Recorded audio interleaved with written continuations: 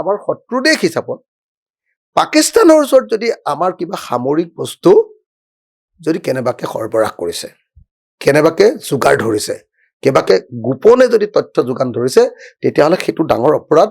সেইটো নিশ্চিতভাৱে মই ভাবোঁ যে একদম মানে ইমান ডাঙৰ অপৰাধ যে তেওঁক আৰু যাৱজ্জীৱন জেলত ৰাখিব লাগিব। কিন্তু এতিয়া মই নাজানো যে পাকিস্তানলৈ যোৱা নোযোৱাটোক লৈ কিয় প্ৰশ্ন উঠিব লাগে। কি কৈছিলে?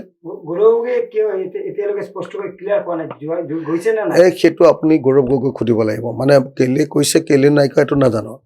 মই এটাই কথা জানো যে পাকিস্তানলৈ গ'লেই মানুহ এটা বেয়াকৈ যাব এনেকৈ বুলি মই নাভাবোঁ।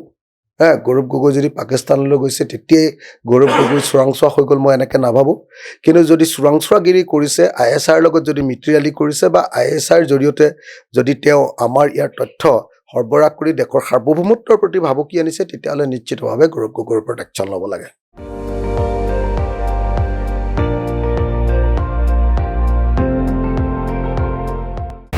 আপুনি চাই আছে ND24, সৰ্বশ্ৰেষ্ঠ নহয় সৰ্বোত্তমৰ দৌৰ।